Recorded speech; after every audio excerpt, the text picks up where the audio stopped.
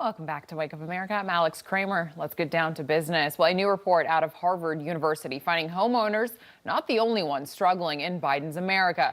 Now, this report saying while 1 in 4 households that are owning a home are stretched very thin, the landscape is even more challenging for renters thanks to the pandemic era rent surge, producing an unprecedented affordability crisis. So joining us for more is president of Strollmark LLC, business development consultants, Hillary Forwich. Okay, Hillary, let's just jump right into this. So in an economy where it's nearly just impossible for young people to afford a house, we're now seeing renters spending more than half of their income on housing and utilities. Trust me, I know, I rent here in New York City. I mean, how is this a manageable lifestyle? Well, pleasure to be back with you again, Alex. And I think that it's very important always to consider the source. The source of this is Harvard.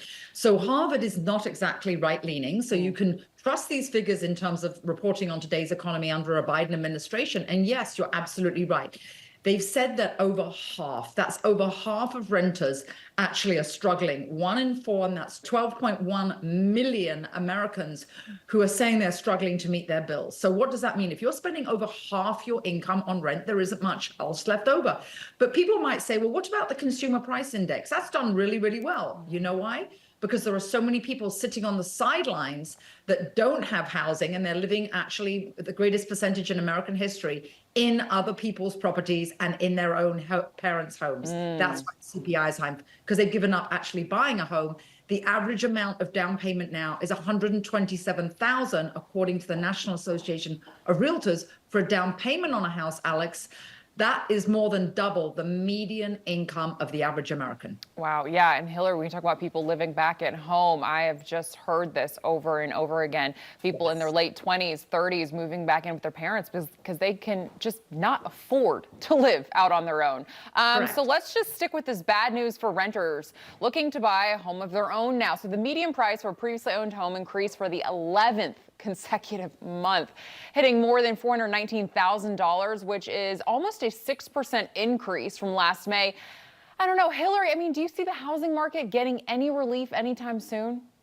Well, no, and actually, could I just make a point about that $419,300? That's the median average price of a house across America. In the Washington, D.C. area where I am, that's not going to buy you a shed. That's why it's a national average. So in areas, you're out of the marketplace.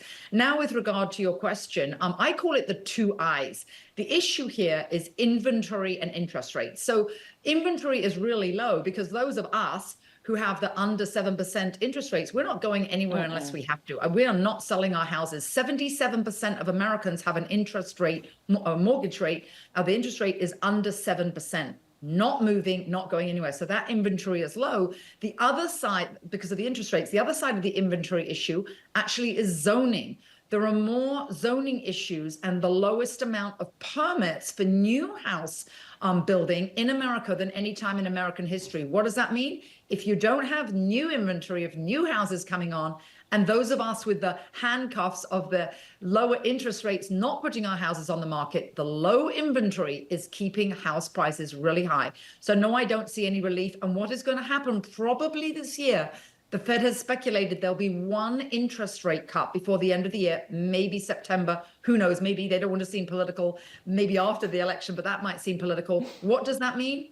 All those sitting on the sidelines are going to jump in and house prices will then rocket. If you think they're high now, the moment interest rates come down, they will rocket. Oh, my goodness. Yeah, but I don't blame people for holding on to their homes if they have a low interest rate. So this seems a little bizarre to even talk about with how unaffordable everything is. However, a new sports car is now coming to the streets. Bugatti announcing their new Tourbillon. So it's a $4 million sports car with a top speed of 227 miles an hour. Delivery of the new ride is available for 2026, but at $4 million. Hillary, who is buying this? Well, those people actually that aren't giving their money to charity and aren't helping other people, obviously, because I don't personally think you need that kind of a car. Actually, what I think is the funniest about this car, really, first of all, the name is actually clever, Tourbillon. You have to be probably a billionaire to even be able to afford it. But Alex, the top speed is 300 miles per hour.